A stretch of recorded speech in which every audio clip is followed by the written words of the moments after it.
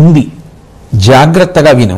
విను పెక్కులేలా కోరిక మనమున చొరనీయక యున్న మడియం కాముండు అనవద్య అశ్వమేధం మొనరింపుము కోరకుండు మొక్కటియు మదిన్. లోపల ఏదైనా కోరికుంటే మన్మధుడు ఉన్నాడని గుర్తు. మన్మధుణ్ణి ఓడించడం అంటే కోరికకి దూరంగా జరిగిపోవడం. అసలు కోరిక లేదు, మన్మధుణ్ణి ఓడించేశావు. ఏ రూపంలోనైనా లోపల కోరిక ఉంది, మన్మధుడి చేతిలో ఓడిపోయావు. కాబట్టి నువ్వు ఇప్పుడు అశ్వమేధయాగం చెయ్యి. కానీ అశ్వమేధయాగము చేత నాకు ఇది కావాలని ఏమీ కోరకవు. ఏమీ కోరకుండా నువ్వు చేసేటటువంటి అశ్వమేధయాగంలో నీకు ముందు జయం కాముడి మీద కలుగుతుంది. అది మనశ్శాంతికి కారణమవుతుంది. కాబట్టి అటువంటి యాగాన్ని చెయ్యి. చచ్చిన బంధుల కొనిరావచ్చుని తలపకము నీవు వారిన్ క్రతువుల్ విచ్చలవిడి చేయుము నిని మెచ్చు జగంబు సమకూరు మీద సుగతియున్. నువ్వు ఇదే పనిగా భీష్ముడిని చంపేశాను, కర్ణుడిని చంపేశాను అని ఏడుస్తూ కూర్చొని నాకు ఈ రాజ్యం వద్దు, నేను అడవికి వెళ్ళిపోతాను, రోజు ఇలా నువ్వు చెప్తుండా, మేము నీకు చెప్తుండా, వాళ్ళు వస్తారా? ఆ కర్ణుడు బతికొస్తాడా? ఆ భీష్ముడు బతికొస్తాడా? ఫలితం లేని పనికి కాలాన్ని ఎందుకు వ్యర్థం చేస్తావు? కాబట్టి అటువంటి ప్రయత్నాన్ని వదిలిపెట్టేసి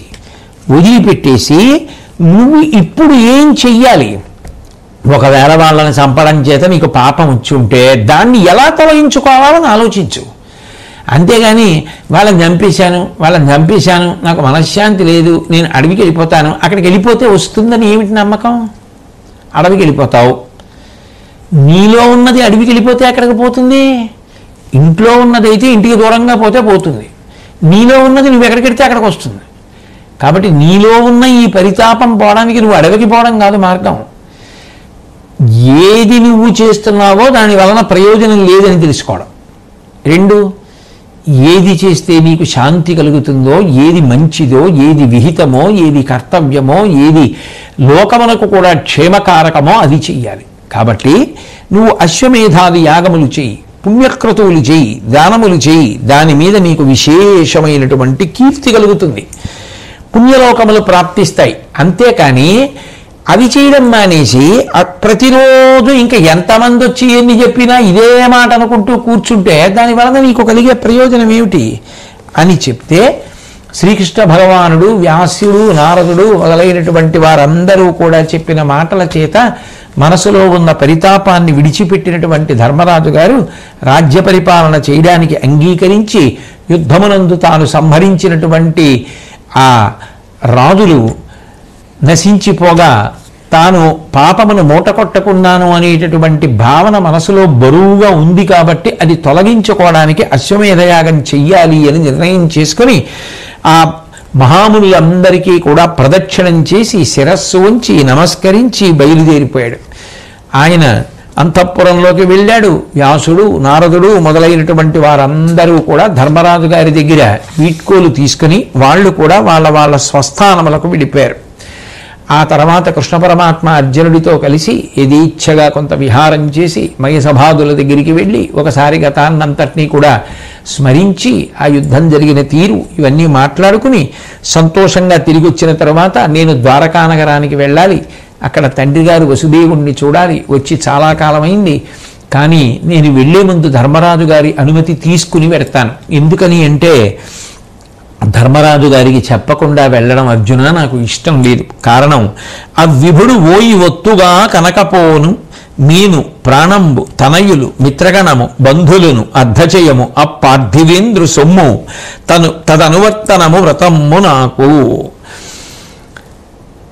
ఓ అర్జున, నాకు ధర్మరాజు అంటే ఎంత ఇష్టము అంటే నాకు సంబంధించినటువంటి సంపద కానీ, నా కొడుకులు కానీ, నా స్నేహితులు కానీ, నాకు సంబంధించినటువంటి ఈ శరీరం కానీ చిట్ట చివరికి అన్నీ కూడా ధర్మరాజు సొత్తే. ధర్మరాజు అంటే నాకు అంత ఇష్టం. అందుకని ఆ ధర్మరాజు సరేలే వీళ్ళొద్దు గనివి అని అంటే తప్పని బయలుదేరను. అందుకని వెళ్ళి హస్తినాపురంలో ఒకసారి ధర్మరాజు గారిని కలుసుకుని ధర్మరాజు గారికి చెప్పి ఆయన దగ్గర వీడ్కోలు తీసుకుని బయలుదేరుతాను అంటే అర్జునుడు చాలా సంతోషించి ఆ ఇద్దరు తిరిగి వస్తున్నటువంటి సమయంలో శ్రీకృష్ణ పరమాత్మ ఒకానొకప్పుడు కురుక్షేత్ర సంగ్రామ ప్రారంభ సమయమునందు నేను మోహానికి వశపడిపోతే, యుద్ధమునందు విముఖుడనైపోతే ఆ రోజు నువ్వు నాకు జ్ఞానాన్ని బోధ చేశావు. కానీ ఎందుకో నేను తరువాతి కాలంలో ఆ మాటల సారాన్ని మనసులో నిలబెట్టుకోలేకపోయాను, విస్మృతి పొందాను. కాబట్టి ఆ మాటలు అమృతాన్ని మళ్ళీ నా చెవులలో పొయ్యి అని అడిగాడు. అంటే చెప్పిన భగవద్గీతని మరిచిపోయాను అని. కాబట్టి చెప్పవలసింది అని అడిగితే కృష్ణ పరమాత్మ అనిన నగుచు ఒక కేల అతని కౌగిట చేర్చి బుద్ధితత్వ విహీనుండును శ్రద్ధారహితుడనైతని దూరి ముకుందుడిట్టులను అతనితో.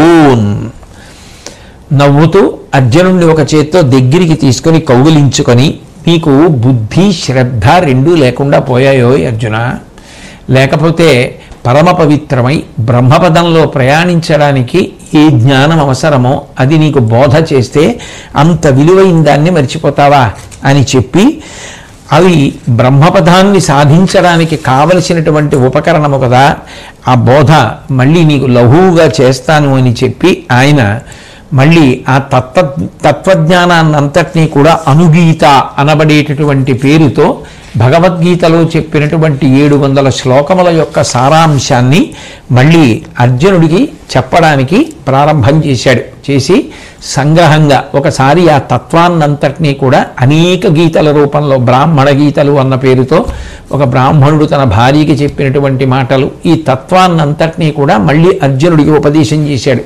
చేసేటప్పుడు ధర్మ సాధనంబు తనువు ధర్మము పరిజ్ఞానదాయి అట్లుగాన తనువు నోమవలయు మర్చుడేమిట ఏమరకాత్మహితము కోరి అనఘచరిత. ఓ ధర్మరాజా, ఈ శరీరము అనబడేటటువంటిది ధర్మం చెయ్యడానికి సాధనం.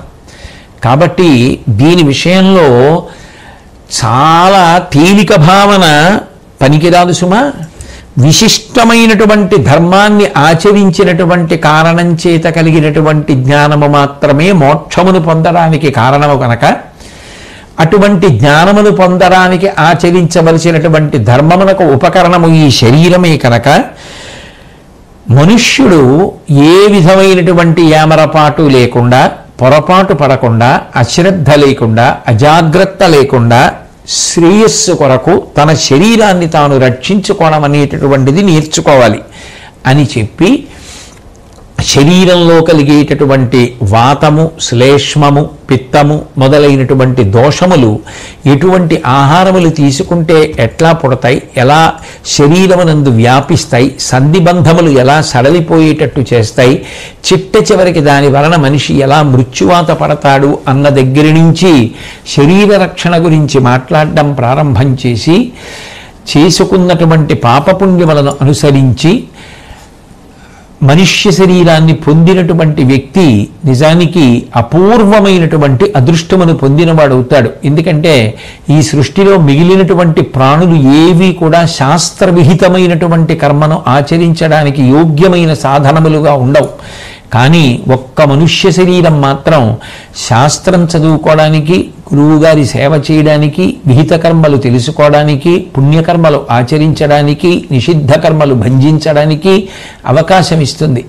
అటువంటి విహిత కర్మాచరణము చేత పుణ్యమును మూట కట్టుకొని ఆ పుణ్యాన్ని సుఖంగా అనుభవించడానికి పుణ్యం ఎక్కువైనటువంటి వారు స్వర్గలోకంలో దేవతాస్థానములను చేరుకుంటారు.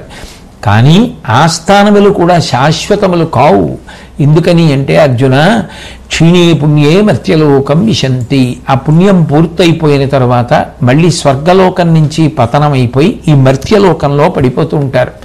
కాబట్టి అప్పుడు ఈ తిరగడం అనేటటువంటిది ఉందే, కొన్నాళ్ళు స్వర్గలోకవాసం, మళ్ళీ మర్త్యలోకంలో పడిపోవడం, మళ్ళీ పాపపుణ్యాలు, మళ్ళీ సుఖ దుఃఖాలు, మళ్ళీ శరీరం, మళ్ళీ తిరగడం, ఈ పుట్టుక చావు తిరగడం మీద విరక్తి చెందినటువంటి వ్యక్తి ఎప్పుడూ ఆ భావము గాఢమైనప్పుడు వైరాగ్యమును పొంది జ్ఞాన సముపార్జన కొరకు కేవలం విహిత కర్మాచరణము చేసి దాని వలన ఏ ప్రయోజనమును అపేక్షించకుండా, నాకు పుణ్య ఫలితము కావాలని అడగకుండా చిత్తశుద్ధిని మాత్రమే అపేక్షించి నిరపేక్షతో నిష్కాముడై కర్మలను ఆచరించి తత్కారణము చేత భగవంతుణ్ణి చేరుకోవడానికి కావలసిన మార్గాన్ని సుగమం చేసుకుంటున్నాడు.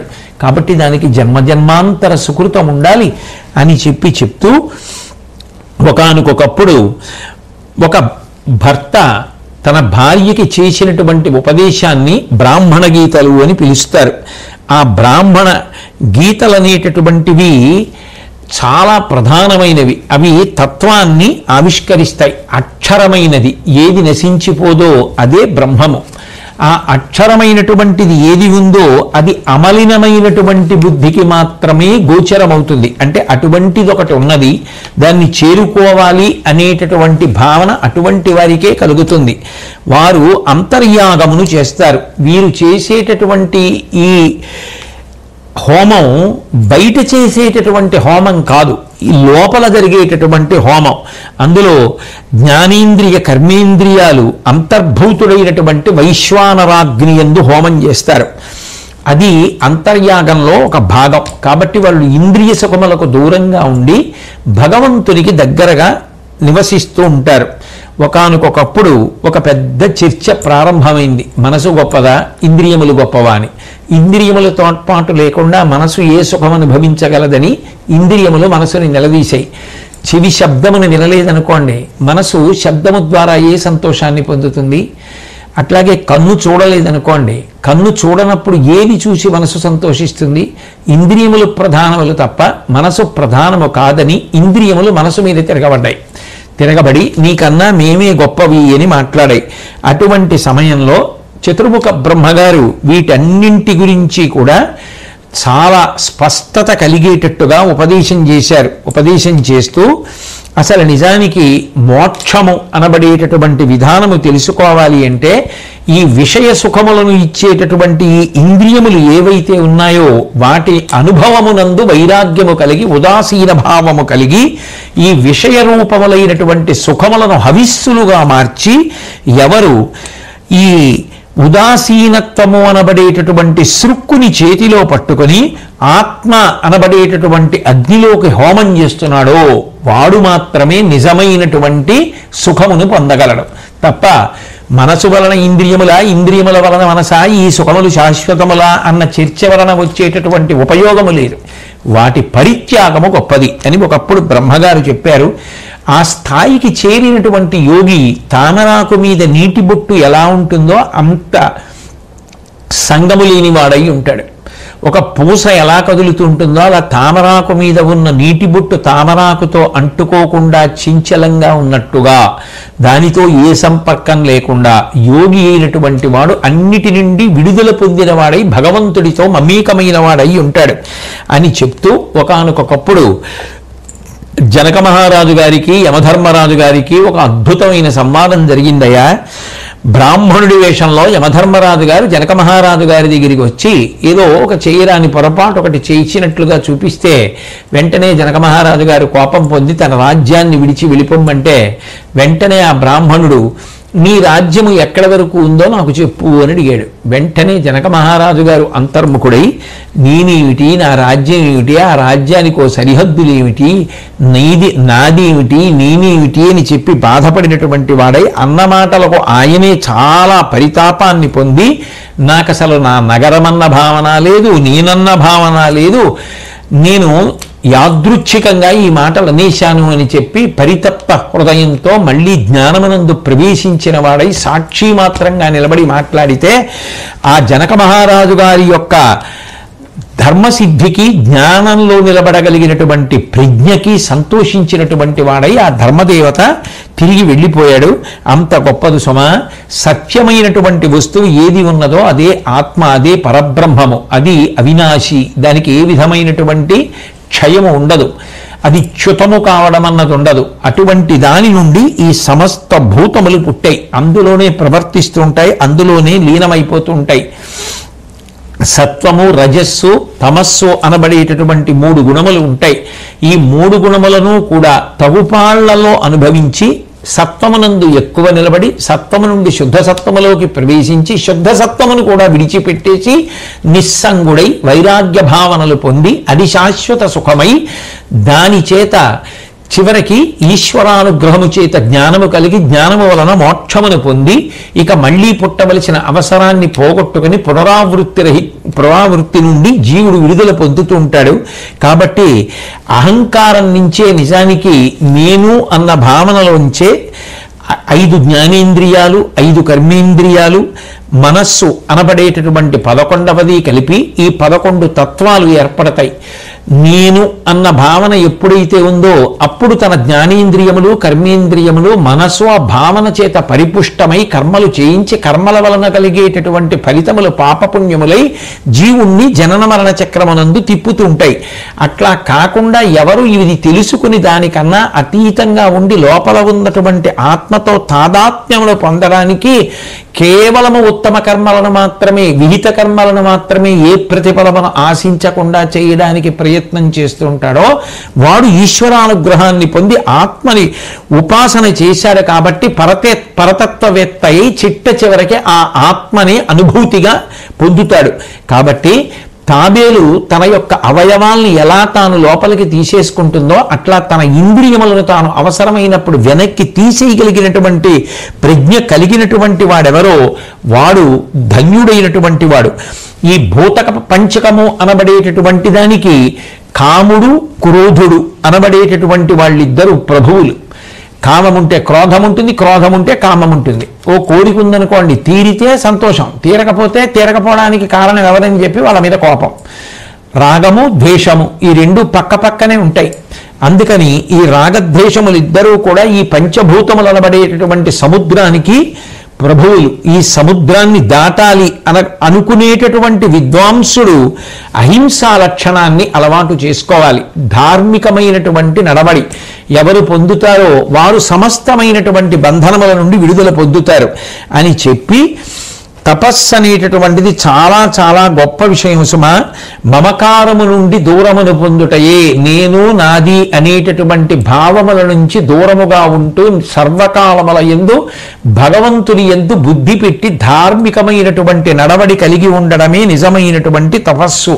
దాని చేత ఈశ్వరానుగ్రహమును కలిగి పొంది సత్యమునందు మనిషి నిలబడగలుగుతాడు అని చెప్పి మహానుభావుడైనటువంటి ఆ శ్రీకృష్ణ పరమాత్మ అనుగీత రూపంలో మళ్ళీ సంక్షిప్తంగా భగవద్గీతనంతటినీ కూడా కృష్ణ పరమాత్మకి అందించి అందరి వద్ద సెలవు తీసుకుని మళ్ళీ తిరిగి హస్తినాపురానికి కృష్ణ పరమాత్మ అర్జునుడితో కలిసి వచ్చిన తరువాత ధృతరాష్ట్రుడి వద్ద, గాంధారి వద్ద, ధర్మరాజు గారి వద్ద, భీమార్జునుని కుల సహదేవుల వద్ద సెలవు తీసుకుని ఆయన మళ్ళీ తొందరలో నేను వస్తాను అని చెప్పి వాళ్ళందరినీ ఊరడించి రథమెక్కి బయలుదేరుతుంటే ఆయన్ని విడిచిపెట్టి ఉండలేక కొంత దూరం ఆయనతో పాటుగా అర్జునుడు అనుగమించాడు. ఒక పెద్ద రథంలో కృష్ణ పరమాత్మ, పక్కన సోదరుడైన సాత్యకి, ఒక చిన్న రథంలో చెల్లెలైనటువంటి సుభద్ర బయలుదేరి వెడుతుంటే శ్రీకృష్ణ పరమాత్మ మీద పుష్పవృష్టి కురిసింది. ఆ ద్వారకానగరానికి వెళ్ళేటటువంటి దారిలో ఉదంకుడు అనబడేటటువంటి మహర్షి ఆశ్రమానికి శ్రీకృష్ణ పరమాత్మ చేరుకున్నారు. చేరుకున్న తర్వాత ఆ ఉదంకుడు శ్రీకృష్ణ పరమాత్మకి స్వాగతవచనములు పలికినటువంటి వాడై ఆయనని సేవించి అర్ఘ్యపాద్యాదులను ఇచ్చిన తరువాత మనసులో ఏదో కొద్దిగా అన్యభావన కలిగింది కృష్ణుడి మీద. కలిగి కొద్దిగా అందులో శ్లేష ధ్వనించేటట్టుగా కృష్ణ పరమాత్మని ప్రశ్నించాడు. భరతుల పాలికేగి తగ పాండవ కౌరవ బంధుభావముంగరము దృఢంబు చేసితే సుఖస్థితి రాజుల వారి వారి విస్ఫురిత మహాధిరాజ్యముల చొప్పుల నిల్పితే పక్షపాతితాదురితము లేని నీవు జనతోష విధాన విశారదుండవై. హోయ్ శ్రీకృష్ణ పరమాత్మ, నీకు ఏ పక్షపాతమో అంటది కదా, నువ్వు అందరి పట్ల సమభావంతో ఉంటావు కదా, అటువంటి వాడివి కౌరవ సభకి వెళ్ళావా, రాయబారం చెప్పావా, చెప్పి ఏ యుద్ధము రాకుండా భరతవంశీయులందరినీ కూడా ఒక్కటి చేసి వాళ్ళ బంధుత్వాలు నిలబడేటట్టుగా చేశావా, రాజులకు వారి వారికి చెందవలసినటువంటి రాజ్యభాగములు చెందేటట్టుగా చేసి శాంతిని లోకమునందు స్థాపించావా అని అడిగాడు. అది జరగలేదు కదా. కాబట్టి జరగని దాన్ని కృష్ణ పరమాత్మ కావాలనుకుంటే జరిపించి ఉండేవాడు తప్ప ఆయన వద్దనుకున్నాడు కాబట్టే యుద్ధం జరిగేటట్టు చేశాడు అనేటటువంటి భావన కొద్దిగా ఎత్తి పొడుపుగా ఆ అడిగినటువంటి విధానంలో ఉంది. కృష్ణ పరమాత్మ జవాబు చెప్తూ, కరముచికంబుగా పలికి గర్వపు మాట నదల్చి భీతికిన్ తెరువగునట్లు చెప్పి కడు దీనత తోపగా నాడి సంధిక కురుపతిన్ తమ్ము ప్రోవు మొగకొల్పక జాలన నాకు భీష్ముడు ఆ గురుండును తోడు చెప్పిరి ముని బహుభంగులను తీరత్తరిన్. నేను ఆ దుర్యోధనాదుల దగ్గరకు వెళ్ళాను, సభలో అందరూ కూర్చునుండగా రాయబారాన్ని వినిపించాను, భయపెట్టి చెప్పాను, మంచిగా చెప్పాను, ఎన్ని రకాలుగానో చెప్పవలసినటువంటి మంచి మాటలన్నింటినీ కూడా చెప్పి సంధి ఏర్పడడానికి ప్రయత్నం చేశాను. కానీ ఆ దుర్యోధనుడు కానీ ఆయన సోదరుడు కానీ ఆ సంధికి ఒడంబడడానికి ఇష్టపడలేదు. నేను చెప్పినటువంటి మాటలకి అక్కడ ఉన్నటువంటి భీష్ముడు, గురువైనటువంటి ద్రోణుడు, సభలో ఉన్నటువంటి మునులు అందరూ కూడా నన్ను సమర్థిస్తూ నాతో పాటుగా మాట్లాడినప్పటికీ కూడా వాళ్ళెవ్వరూ కూడా నా మాట విననటువంటి కారణం చేత, పేరాశ పొందినటువంటి కారణం చేత రాజ్యమునంతటినీ తాము మాత్రమే అనుభవించాలనేటటువంటి స్వార్థబుద్ధితో ప్రవర్తించిన కారణం చేత సంధి వైఫల్యమైపోతే రాజ్యం కోసం జరిగినటువంటి మహాసంగ్రామంలో అందరూ మరణించారు. కౌరవులందరూ నిశ్శేషంగా మరణిస్తే పాండవులలో 5 పాండవులు మాత్రమే మిగిలేరు. కాబట్టి కాల నియమాన్ని ఎవరు అతిక్రమించగలరు? కాలం రూపంలో పరమేశ్వరుడు ధర్మ సంస్థాపనా క్రమంలో పడగొట్టవలసిన వాళ్ళందరినీ పడగొడతాడు కదా అని చెప్తే ఆ మహర్షికి కళ్ళు చింతనిప్పులైపోయి, కృష్ణ పరమాత్మ తలుచుకుంటే యుద్ధాన్ని ఆపలేరా, శాంతి స్థాపించలేరా, వాళ్ళ మధ్య సుహృద్భావం కలిగేటట్టు చెయ్యలేరా అనేటటువంటి భావం పొందినటువంటి వాడై, నువ్వే కౌరవంశాన్ని అంతటినీ కూడా శ్రీకృష్ణ నాశనం చేశావు, సంధి నేర్పుగా చెయ్యాలి అనుకుంటే నువ్వు చెయ్యగలవు, ఈ పాపానికి అంతటికీ కూడా నువ్వే కారణం, నీకు భయంకరమైనటువంటి శాపం ఇస్తానన్నాడు. అంటే కృష్ణ పరమాత్మ అన్నారు, ఓ మునీశ్వర, కోపాన్ని చాలించు. కోపం ఎప్పుడూ క్షేమకరం కాదు. శాంతుడవై ముందు నేను చెప్పినటువంటి విషయాల్ని విను.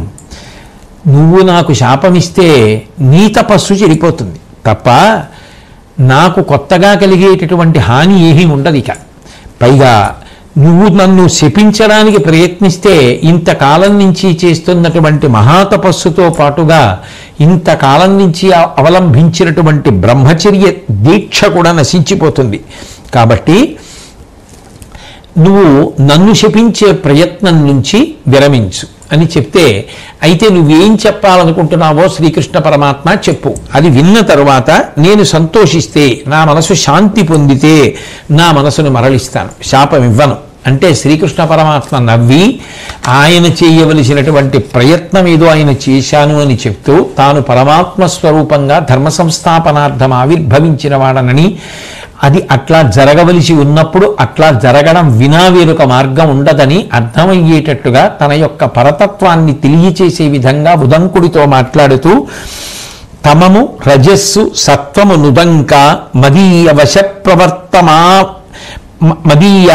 వశప్రవర్తమానములు మరుద్వసు ప్రభృతి నాకిచయంబు మదుద్భవంబు సర్వము నను నేన నిల్తు సుఖవాసతనంతగ చెంది నిల్చు సర్వము విను నేన చూయే అపరంబు పరంబనగల్గు తత్వముల్. ఓ ఉదంకుడా, సత్వగుణం కానీ రజోగుణం కానీ తమోగుణం కానీ ఈ గుణత్రయం అంతా కూడా నాయందు ఆవిర్భవించి నాయందే ఉంటుంది, నా నుండే లోకమునందు ప్రసరిస్తుంది. మరుత్తులు వసువులు మొదలైనటువంటి దేవతలందరూ కూడా నాలో నుండి పుట్టారు. ఈ సృష్టి అంతటా నేను వ్యాపించి ఉన్నాను, అందుకని నన్ను విష్ణువు అని పిలుస్తారు. నాలోనే సృష్టి అంతా కూడా నిశ్చలంగా ఉంది. నేను కాని విశ్వము లేదు, విశ్వము కాని నేను లేను.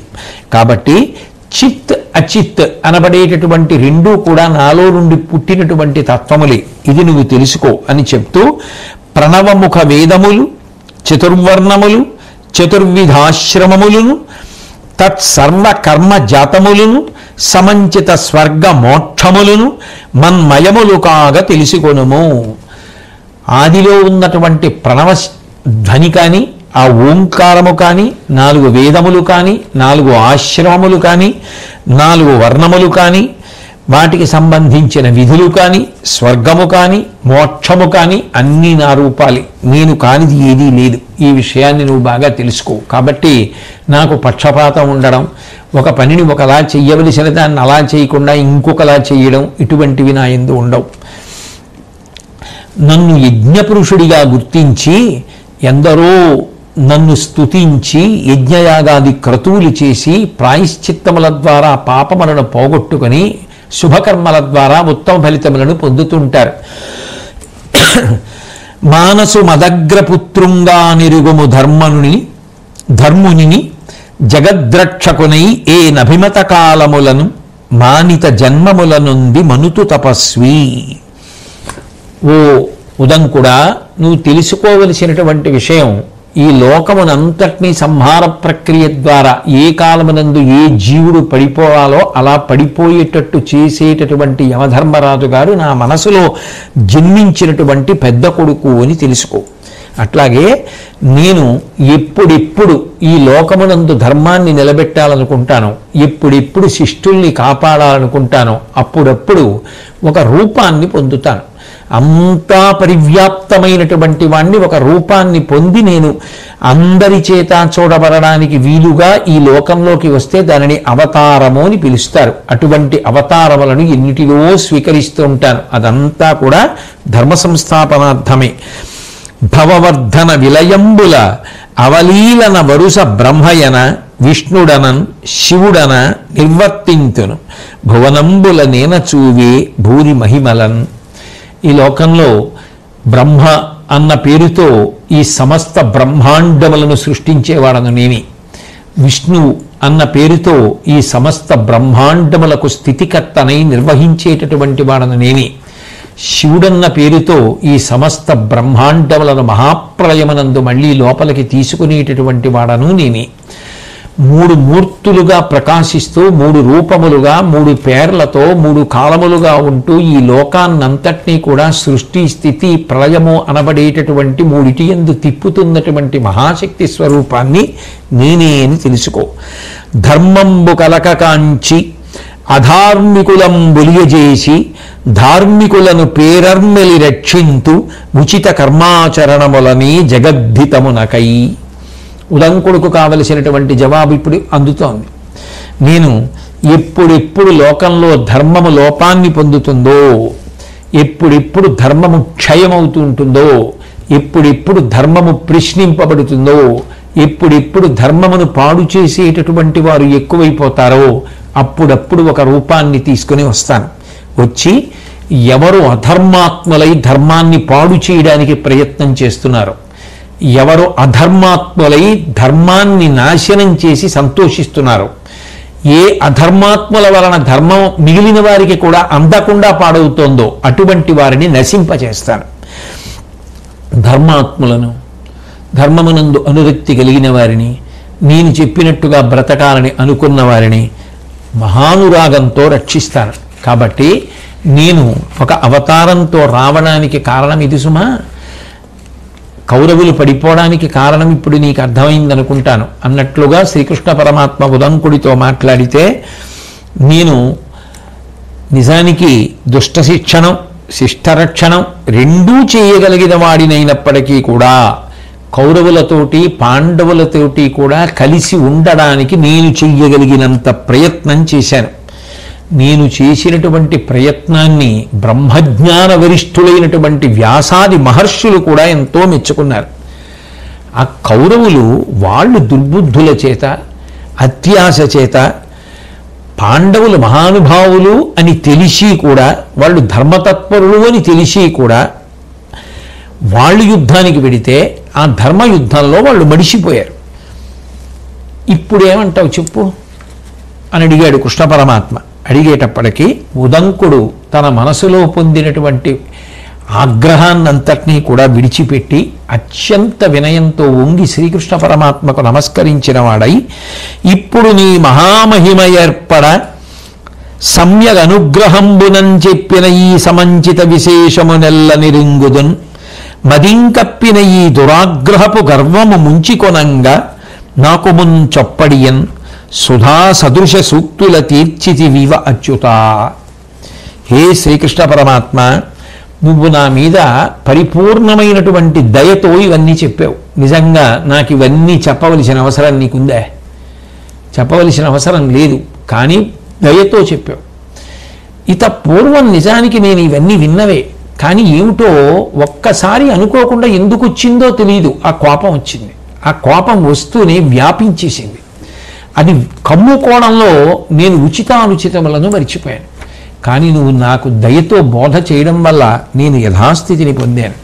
నువ్వు నన్ను అనుగ్రహించినట్టయితే ఒక్కసారి నీ విశ్వరూప దర్శనం కటాక్షించమని అడిగితే వెంటనే పురుషోత్తముడైనటువంటి శ్రీకృష్ణ పరమాత్మ ఆ విశ్వరూప సందర్శనాన్ని ఉదంకుడికి అనుగ్రహించారు. ఆ విశ్వరూప దర్శనం చేసినటువంటి ఉదంకుడు పరమ సంతోషంతో పుండరీకాక్ష ఈ పొడమి ఎంతయునో భవత్పాద పంక్తి సంవ్యాప్తమయ్యే అంబరంబెల్లను ఆవృతమయ్యని మహిత సముజ్వల మస్తకముల అంతరిక్షము తావకాద్భుత కుక్షి దేశంబుల చేత సంచన్నమయ్యే భవదీయ మహనీయ బాహర్గళాని చయాపి హితముల అయ్యే అన్ని దిశలు బహుచరణములు బహుశిరోభాగములను బహుజఠరములు బహుభుజాప్రకరములను దేవా ఇట్లు సర్వంబును నీవయైత అచ్చి ఇది నాదు కన్ను మనంబు దునిపే. ఓ శ్రీకృష్ణ పరమాత్మ, ఈ భూమి అంతా కూడా నీ పాదముల చేత పరివ్యాప్తమైపోయింది. ఆకాశమంతటినీ కూడా నీ శిరస్సు కప్పేసింది. అనేకమైనటువంటి శిరస్సులతో దర్శనమిస్తూ ఆకాశాన్ని కప్పేశావు. భూమికి ఆకాశానికి మధ్యలో ఉన్నటువంటి ప్రదేశాన్నంతటినీ కూడా నీ ఉదరములు ఆక్రమించేశాయి. మహాభుజములు సర్వదిక్కులా కూడా వ్యాపించేశాయి. అనేకమైన పాదాలతోటి, శిరస్సులతోటి, ఉదరాలతోటి, భుజాలతోటి విశ్వమంతా నిండిపోయినటువంటి నీ రూపాన్ని చూసి నా కన్నులు, మనసు గొప్ప తృప్తిని పొందాయి. ఇంతకన్నా నా జీవితానికి ధన్యత ఉంటుంది. మహానుభావ, నా అదృష్టం నువ్వు విశ్వరూప దర్శనాన్ని కటాక్షించావని శ్రీకృష్ణ పరమాత్మను ఉద్దేశించి స్తోత్రం చేసి నువ్వు ఈ విశ్వరూపాన్ని ఉపసంహారం చేసి సహజ రూపాన్ని ధరించమని ప్రార్థన చేస్తే శ్రీకృష్ణ పరమాత్మ విశ్వరూపాన్ని ఉపసంహారం చేసి తన సహజ రూపాన్ని తాను పొందారు. తదనంతరం ఆ ఉదంకుడు శ్రీకృష్ణ పరమాత్మను ఉద్దేశించి నేను మీ విశ్వరూపాన్ని పొందినందుకు ఎంతో ఆనందాన్ని పొందాను, అంటే నీ పట్ల నేను కూడా ఎంతో సంతోషాన్ని పొందాను, కాబట్టి వరాన్ని కోరుకోమని కృష్ణ పరమాత్మ అన్నారు. అంటే ఉదంకుడు అన్నాడు, మీరు నన్ను అడగమన్నారు కానీ విశ్వరూప సందర్శనం చేసిన తరువాత ఇంకా నాకు కోరికలు ఏముంటాయి, అయినా ఒక్క కోరిక కోరుతాను. ఈ ప్రాంతము నిర్జల ప్రాంతము, ఇక్కడ చుక్క నీరు ఉండదు. ఈ నీరు లేనటువంటి కారణం చేత చాలా కష్టాలుంటాయి. నీరు లేకపోతే ధర్మం నడవడమే కష్టం. స్నానం ఎట్లా చేస్తారు, అర్ఘ్యం ఎలా ఇస్తారు, నీరు లేకపోతే ప్రాణములు ఎలా నిలబడతాయి. నీరు లేనప్పుడు ఇంకా ధర్మం అన్న మాట ఎక్కడ నిలబడుతుంది? నీటి చుక్క కోసం ఒకరినొకరు కలహించుకుని ప్రాణములు కూడా తీసేసుకుంటారు. ఎందుకంటే నీటి వలన ప్రాణములు నిలబడతాయి కాబట్టి. ఇది నిర్జల ప్రదేశం కాబట్టి నువ్వు ఇక్కడ నీళ్లు కలిగేటట్టుగా అనుగ్రహించమని అడిగితే శ్రీకృష్ణ పరమాత్మ అన్నారు, తప్పకుండా నీకు ఎప్పుడెప్పుడు నీరు కావాలనిపిస్తే అప్పుడప్పుడు నన్ను స్మరించు అని చెప్పి వెళ్ళిపోయారు. కొంతకాలం అయిపోయిన తర్వాత ఈ ఉదంకుడు ఆ జలము కలిగితే బాగుంటుంది, నీరు కలిగితే బాగుంటుంది అన్న ఉద్దేశ్యంతో శ్రీకృష్ణ పరమాత్మని స్మరించారు. స్మరించగానే ఒక వ్యక్తి దర్శనం ఇచ్చాడు. ఆయనకి మొలలో ఏమీ బట్టలు లేవు, దిగంబరుడై ఉన్నాడు. ఒళ్ళంతా మురికి పట్టేసి ఉంది. కానీ ఆయన ఒంటి నుంచి మాత్రం శుద్ధమైనటువంటి జలం కారుతోంది. ఆయన ఉదంకుడిని పిలిచి, ఓ ఉదంకుడా, నువ్వు నీరు కావాలన్నావు కదా, ఇదిగో ఈ నీరు తాగు అన్నాడు. అంటే ఆ ఉదంకుడు ఆ వ్యక్తిని చూసి మొల మీద బట్టలేదు, ఒళ్ళంతా మట్టి, నీరు మాత్రం పరిశుభ్రమైనటువంటిది కారుతోంది. ఈ వ్యక్తి ఒంటి నుంచి కారుతున్న నీళ్లు తాగడం యోగ్యం కాదు అనిపించి నాకు అక్కర్లేదు, నేను తాగను అన్నాడు. అనగానే ఆ వ్యక్తి అదృశ్యమైపోయాడు. వెంటనే శ్రీకృష్ణ పరమాత్మ ప్రత్యక్షమై, ఎంత పని చేశావయ్యా ఉదంకుడా, నీ కోసమని నేను దేవేంద్రుడిని అమృతం అడిగాను. అడిగితే దేవేంద్రుడు అమృతం అనేటటువంటిది దేవతలు తాగడానికి తప్ప నరులకు ఇవ్వడం కుదరదు కదా అంటే, నేను తీక్షణంగా చూసిన కారణం చేత దేవేంద్రుడు భయపడి, అయితే నేను అమృతాన్ని ఉదంకుడికి అనుగ్రహించడానికి బయలుదేరి వస్తాను, కానీ యథారూపంగా ఇంద్రుడిగా రాను. చూడగానే ఆయనకి హేయభావం కలిగేటట్టుగా వస్తాను. కానీ ఆయన తన తపశ్శక్తి చేత గ్రహించి అమృతాన్ని పుచ్చుకుంటే అదృష్టవంతుడు, పుచ్చుకోకపోతే నా తప్పు లేదు, నేను అట్లా వస్తానని కృష్ణ పరమాత్మ దగ్గర ఒప్పందం చేసుకుని ఇంద్రుడు వచ్చాడు. ఆ ఇంద్రుడే ఆ దిగంబరంగా వచ్చిన వ్యక్తి రూపంలో వచ్చాడు. ఉదంకుడు దాన్ని గ్రహించలేకపోయాడు. గ్రహించలేకపోయినటువంటి కారణం చేత ఆ స్రవిస్తున్నటువంటి అమృతపానాన్ని అంగీకరించలే, ఆ పానం చేయడానికి అంగీకరించాల. ఇంద్రుడు వెళ్ళిపోయాడు. శ్రీకృష్ణ పరమాత్మ ఎంత అదృష్టాన్ని నువ్వు జార్చుకున్నావయా అని చెప్పి బాధపడితే ఉదంకుడు సరే జరిగినది ఏదో జరిగిపోయింది, అవసరమైనప్పుడు మీరు దయచేసి జలం పడేటట్టుగా అనుగ్రహించండి అని కృష్ణ పరమాత్మని ప్రార్థన చేస్తే కృష్ణ పరమాత్మ అనుగ్రహించి ఎప్పుడెప్పుడు నీరు కావలసి వచ్చినా నన్ను స్మరించు, మేఘములు వచ్చి వర్షిస్తాయని వరం ఇచ్చారు. అందుకే ఆ నిర్జల ప్రదేశంలో ఉదంకుడు ఎప్పుడు స్మరిస్తే అప్పుడు వచ్చి మేఘములు వర్షిస్తాయి. కాబట్టి ఆ మేఘములకు ఉదంక మేఘములు అనబడేటటువంటి పేరు కలిగింది. ఈ ఉదంకుడు చాలా చాలా గొప్పవాడు అవడానికి కారణం ఆయన గౌతముడి యొక్క శిష్యుడు. ఆయనతో పాటుగా విద్యాభ్యాసం చెయ్యడానికి చేరినటువంటి శిష్యులందరూ కూడా గౌతముడి దగ్గర విద్యాభ్యాసం చేసి విద్యాసముపార్జన చేసి వెళ్ళిపోయినప్పటికీ కూడా ఈ ఉదంకుడు మాత్రం గురు శుశ్రూష చేస్తూ అలా ఉండిపోయాడు. గౌతముడు పంపలేదు, ఈయన వెళ్ళలేదు. ఒకనాడు గౌతముడు కట్టెలు తీసుకురమ్మంటే మొయ్యలేనంత బరువైన కట్టెల మోపు తల మీద పెట్టుకుని తీసుకొచ్చి ఆ కట్టెలు కింద పడేసినప్పుడు పెరిగిపోయిన జటలలో ఒక జట ఆ కట్టెలలో చిక్కుకుని ఊడి కింద పడింది. ఆయన చూస్తే అది నిడిచిపోయింది. బ్రహ్మచారి అద్దం చూసుకోడు కదా, అందుకని అప్పుడు ఉదంకుడు ఆ జటని చూసి ఏడ్చాడు. ఏడిస్తే గురువుగారు గౌతముడు వచ్చి దేనికి ఏడుస్తున్నావు అని అడిగాడు. చూశారా, నా జట నిరిసిపోయిందంటే నా జుత్తు నిరిసిపోయిందనమాట. అందరూ వెళ్ళిపోయారు విద్యాసముపార్జన చేసి, నాకు వృద్ధాప్యం కూడా వచ్చేస్తోంది, కానీ మీరు మాత్రం నీ విద్యాభ్యాసం పూర్తయిపోయింది వెళ్ళొచ్చు అన్నమాట అనలేదు. అంటే నా విద్యాభ్యాసం పూర్తి కాలేదు, నా శరీరం జర్జరీభూతం అయిపోతోందని నేను బాధపడుతున్నాను, అందుకు దుఃఖపడుతున్నాను అన్నాడు. అంటే గౌతముడు అన్నాడు, నువ్వు దుఃఖపడవలసిన అవసరం లేదు.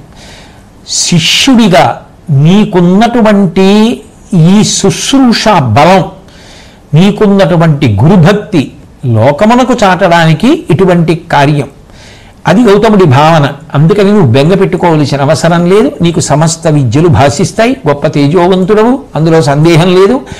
నీకు తగిన క్షేత్రము కావాలి, నీ తేజస్సును భరించగలిగినది. కాబట్టి నా కుమార్తెనటువంటి తేజోవంతురాల్ని అందగత్తెగా మార్చి నీకిచ్చి వివాహం చేస్తానని చెప్తే ఆయన ఎంతో సంతోషించాడు. సంతోషించి గౌతముణ్ణి, నేను మీ దగ్గర విద్యాభ్యాసం చేసినందుకు ఇప్పుడు గృహస్థాశ్రమంలో ప్రవేశించే ముందు నేను గురుకట్నం ఇవ్వాలి, కాబట్టి మీరు ఏమి ఇమ్మంటారు చెప్పండి ఇస్తానంటే గౌతముడు ఏమీ అక్కర్లేదని చెప్పినప్పటికీ కూడా ఉదంకుడు విడిచిపెట్టకుండా ఏదో ఒకటి ఇస్తానంటుంటే గౌతముడు, అయితే మీ అమ్మగారు అంటే గురుపత్ని అహల్యని అడుగు, ఆ అహల్య ఏమైనా అడిగితే తీసుకురా అన్నారు. అంటే ఈయన ఆ అహల్యని అడిగాడు, అమ్మ ఏం తీసుకురమ్మంటారు, నేను గురువు గారికి ఏదో ఒక బహుమానం చెయ్యాలి అనుకుంటున్నాను, కాబట్టి గురుకట్నం ఇవ్వాలనుకుంటున్నాను, ఏం తెమ్మంటారు అంటే ఆవిడంది సౌదాసుడి భార్య మదయంతి అని ఒక ఆవిడ ఉంది, ఆవిడ దగ్గరికి వెళ్ళి ఆవిడ యొక్క కుండలములను తీసుకురమ్మంది.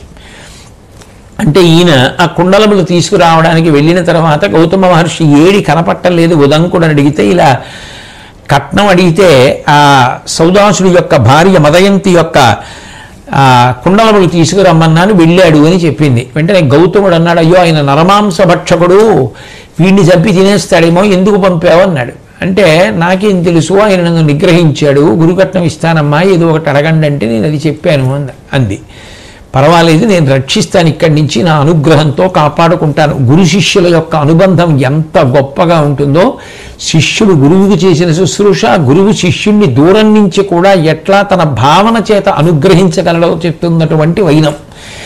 కాబట్టి ఆ ఉదంకుడు సౌదాసుడి దగ్గరికి వెళ్ళాడు. ఆయన నరమాంస భక్షణ చేస్తూ ఒంటి నిండా నిత్తుటితో ఉన్నాడు. ఆయన కూడా మహాపుణ్యములు చేసిన వాడే, ఒక తప్పు చేసినటువంటి కారణం చేత అటువంటి రూపాన్ని పొందాడు. ఆ సౌదాసుడు ఈయన్ని చూసి, నేను నరమాంసమును భక్షిస్తాను, నిన్ను నేను ఆహారంగా స్వీకరిస్తానని ఉదంకుడితో అంటే, నేను గురువు గారికి ఇచ్చిన మాట పూర్తి చేసుకున్న తర్వాత తిరిగి వచ్చేస్తాను, వచ్చిన తర్వాత భక్షిద్దు కానివి, నాకు నీ భార్య కుండలములు కావాలి, అవి పట్టుకెళ్ళి నేను గురుకట్నంగా ఇవ్వాలి అని అడిగాడు. అడిగితే వెంటనే ఆయన అన్నాడు, నీకు నా భార్య యొక్క కుండలములు లభిస్తాయని నువ్వు ఏ ధైర్యంతో అనుకున్నావు? సరే, నిన్ను చూస్తే నా మనసులో ఒక సంతోషం కలుగుతోంది కాబట్టి తప్పకుండా ఇవ్వడానికి ప్రయత్నిస్తాను, కానీ నువ్వు ఒక పని చెయ్యి. నువ్వు ఏం చేస్తావు అంటే, నా భార్య దగ్గరికి వెళ్ళి ఆమెని కుండలముల కొరకు ప్రార్థన చేయమన్నాడు. చేయమంటే అట్లాగే చేస్తాను, ఆవిడ ఎక్కడ ఉంటుంది అని అడిగితే, అదిగో ఫలానా ప్రాంతంలో ఉంటుందంటే అక్కడికి వెళ్ళి ఆ మదయంతి దగ్గరికి వెడితే నా భర్త కుండలములను ఇమ్మన్నాడు అని నాకు నమ్మకం ఎలా కలుగుతుంది? కాబట్టి ఆయన దగ్గర నుంచి ఏదైనా ఆనవాలు పట్టరమ్మంది ఆ మదయంతి. ఈయన మళ్ళీ వచ్చి ఆనవాలు అడిగితే ఇట్లా చెయ్యడం తప్ప ఇంకొక మార్గం లేదు, ఇలా చేస్తే మాత్రం కార్యం సిద్ధిస్తుందని అనుకోవడం ఎలా అన్న మాటలు చెబితే ఆవిడికి అర్థం అవుతుంది అన్నాడు. ఈ మాటలు వెళ్ళి చెప్తే మదయంతి కుండలములను ఇస్తూ ఇవి రోజు బంగారం ఇస్తాయి, అనారోగ్యం ఉండదు, భేతాళ బాధలుండవు, ఉగ్రభూతముల యొక్క బాధలుండవు, భూతముల యొక్క బాధలుండవు, చాలా ప్రశాంతంగా ఉంటారు, అంత గొప్ప కుండలములు సుమ. కాబట్టి ఈ కుండలములను జాగ్రత్తగా నువ్వు పట్టుకెళ్ళేటప్పుడు దేవతలు, గంధర్వులు, రాక్షసులు మొదలైనటువంటి వాళ్ళందరూ ఈ కుండలాల కోసం వేరు ఉపాయాలతో ప్రయత్నిస్తూ ఉంటారు. కాబట్టి జాగ్రత్త అని కుండలములను ఇచ్చింది. కుండలములను తీసుకొని మళ్ళీ ఆయన సౌదాసుడి దగ్గరికి వచ్చాడు. వచ్చి నువ్వు చెప్పినటువంటి ఆ సంకేతం ఏమిటో నాకు అర్థం కాలేదు, ఈ విధంగానే క్షేమం కలుగుతుందని నిశ్చయించలేం, దీనిని వదిలితే వేరే గతి లేదు అన్నావు కదా, ఆ మాటలకు అర్థం ఏమిటి? అది చెప్తే మీ ఆవిడ కుండలాలు ఇచ్చిందే, ఆ మాటలకు అర్థం ఏమిటో నేను అర్హుడని అనుకుంటే చెప్పు అని చెప్తే, నేను ఒకప్పుడు విశేషంగా అతిథి సేవ, బ్రాహ్మణ పూజ చేసేవాడిని, ఒకానొక దోషం కారణంగా శాపాన్ని పొంది ఇలా నరమాంస భక్షకుండా అయిపోయాను. మళ్ళీ నేను నీ వంటి ఉత్తముల యొక్క సేవ చేతనే మళ్ళీ పూర్వరూపాన్ని పొందాలి, నిన్ను చూస్తే మనశ్శాంతి కలుగుతోందంటే ఆ గొప్పంతా మా గురువుగారైనటువంటి గౌతమ మహర్షి బహుశా ఈ సమయంలో నిన్ను స్మరిస్తూ ఉంటారు, అందుకే నీకు ఇంత మనశ్శాంతి కలిగింది, నువ్వు తప్పకుండా పూర్వవైభవాన్ని పొందుతావని 1కి 10 మార్లు ఆశీర్వచనం చేసి జింక చర్మంలో మూట కట్టుకుని కుండలములు పట్టుకుని వెళ్ళి మార్గమధ్యంలో ఆకలిస్తే మారేడు ఫలాలు చూసి తిందామని చెట్టెక్కుతూ కొమ్మకి తగిలిస్తే ఆ కొమ్మకి తగిల్చిన మూట కింద పడితే వెంటనే ఒక నాగరాజు వచ్చి ఆ కుండలములను తస్కరించి పుట్టలోంచి పాతాళలోకానికి వెళ్ళిపోతే ఆ ఎట్లాగైనా మళ్ళీ ఆ కుండలములను తీసుకురావడం కోసం అక్కడ దొరికిన ఓ కర్రపుల్లతోటి ఆ పుట్టని తవ్వి ఆ మార్గం గుండానే తాను పాతాళానికి చేరడానికి ఉదంకుడు ప్రయత్నిస్తుంటే మహానుభావుడైనటువంటి దేవేంద్రుడు చూసి గురువు యొక్క మన్నన పొందినవాడు, ఇంత గొప్ప శిష్యుడు, గురువుల యొక్క అనుగ్రహాన్ని పొందినటువంటి శిష్యుణ్ణి కాపాడాలి కదా అని చెప్పి గబగబా బయలుదేరి వచ్చి కర్రపుల్లతో పుట్ట తవ్వి నువ్వు పాతాళలోకానికి ఎప్పటికి చేరుతావయ్యా అని అడిగితే, చేరి తీరుతాను, నా గురువుల అనుగ్రహం నాకుంది, నేను గురుపత్నికి ఇవ్వవలసిన కట్నం ఇవ్వవలసినదే అని చెప్పి ఆయన అట్లాగే ఆ పుట్ట తవ్వుతుంటే సంతోషించినటువంటి ఇంద్రుడు వజ్రాయుధం యొక్క శక్తిని, గట్టితనాన్ని ఆ ఉదంకుడి చేతిలో ఉన్నటువంటి కర్రకి కల్పించగానే ఆ ఉదంకుడు ఆ పుట్టలోంచి పాతాళలోకానికి వెళ్ళిపోయాడు. పాతాళలోకానికి వెళ్ళిపోయిన తరువాత అప్పుడు అక్కడికి వెళ్ళి ఎక్కడ ఈ కుండలములను తస్కరించినటువంటి పావున్నది అన్న దాని కోసమని వెతుకుతున్నాడు.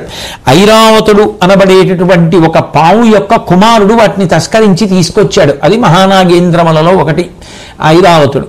కాబట్టి ఎట్లా అని చూస్తున్నప్పుడు ఒకనాడు గౌతమ మహర్షి ఆశ్రమంలో ఈయన చేత సేవింపబడినటువంటి అగ్నిహోత్రుడే అశ్వరూపంలో వచ్చి, నువ్వు నా పృష్ఠభాగమనందు ఊదితే నీకు మళ్ళీ ఆ కుండలములు లభిస్తాయి, ఒకనాడు నేను గౌతమ మహర్షి ఆశ్రమంలో అతిథిగా వస్తే నువ్వు సేవించావు, అందుకని నీకు ఉపకారం చేయడానికి వచ్చాను. గురువు శిష్యుల యొక్క అనుబంధం, నువ్వు గురువు ఆశ్రమంలో ఉండగా గురువుకి చేసినటువంటి శుశ్రూష సేవని దృష్టిలో పెట్టుకుని నేను నీకు ఉపకారం చేయడానికి వచ్చానని చెప్తే, అగ్నిహోత్రుడు చెప్పినట్టుగానే ఆ అశ్వరూపంలో ఉన్న అగ్నిహోత్రుడితో ఉదంకుడు ప్రవర్తించిన కారణం చేత ధూమం బయలుదేరి పాతాళమంతా అల్లుకుంటే తట్టుకోలేకపోయిన నాగేంద్రులన్నీ కూడా బయటికొచ్చి ఉదంకుడికి ఆ ఐరావతుని యొక్క కుమారుడు అపహరించి తెచ్చినటువంటి కుండలములను తీసి మళ్ళీ ఉదంకుడికి ఇచ్చేస్తే ఉదంకుడు మళ్ళీ వాటిని పట్టుకుని వచ్చి గురువుగారైనటువంటి గౌతమ మహర్షిని కలుసుకుని నమస్కరించి ఆయన భార్య అహల్యకి ఆ కుండలములను తిరిగి ఇచ్చేశాడు. ఇచ్చిన తర్వాత అక్కడతో ఆయన ఇవ్వవలసినటువంటి గురుదక్షిణ పూర్తయిపోయింది. చాలా సంతోషించారు. గౌతముడు ఆ ఉదంకుణ్ణి కౌగిలించుకున్నాడు, ఆశీర్వదించాడు.